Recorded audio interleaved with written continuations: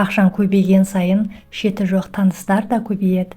Байланыстырып тұрған тек қана ақша.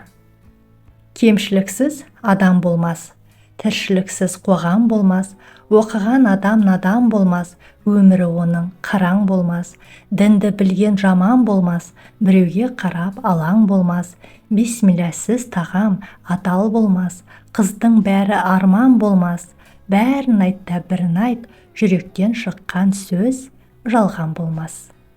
Өмір маған ақыл айтты сол ізгі, қарап тұрсаң өмір ақыл теңізі, өмір айтты бақытты деп өзгелер, күйінбесең саған рахат тез келер.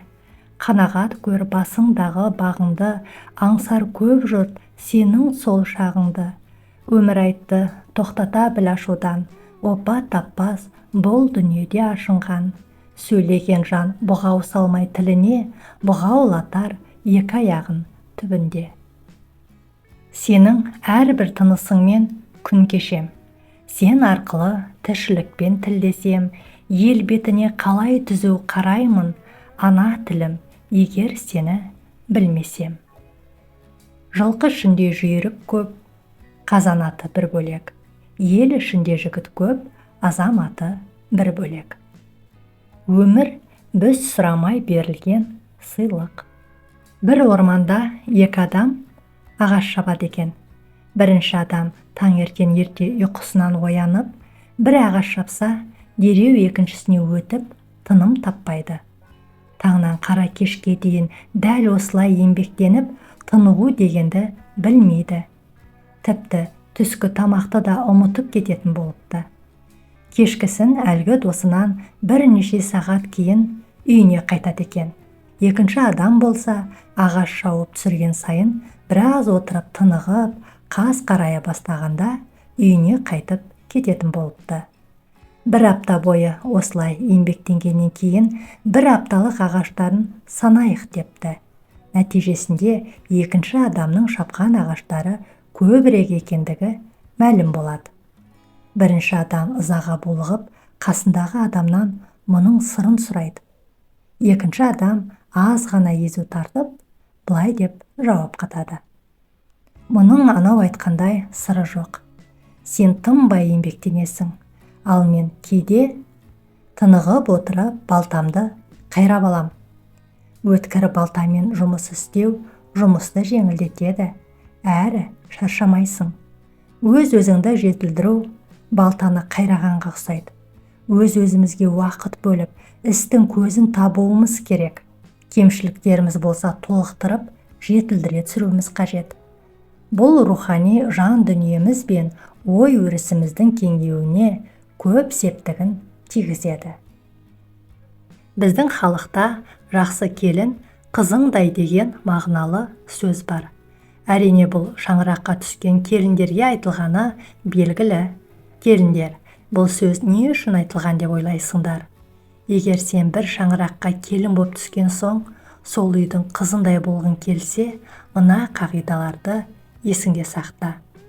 Өз орныңды білуді, ата-енеңді, күйеуіңді сыйлауды, енеңнің үйреткенін бір көргенде ұғып алуды, жөнсіз ашуланбауды, әңгіме сөз тасымауды, үлкеннің алдын кесіп, олардан бұрын сөйлемеуді, сабырлы болуды, тазалық сақтауды және күйеуің мен бауырларының арасына жік салмауды үйрене алсаң, дана келін болғаның.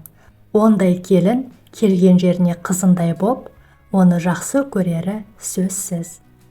Қазақта ауруын жасырған өледі деген нақыл сөз бар. Ол сөз өз мінін өзгеден жасырып, жоқ боп тұрса да бай боп көрінуге тырысатын, ішімдегіні біл, ешкімге сыр шашпаймын деп жүретін адамдарға айтылған. Ондай адамдар мен білгенді сен білме деп, бар сырын ішіне қанша бүгіп отырса да, халық айна ғой, бәрібір біліп қояды.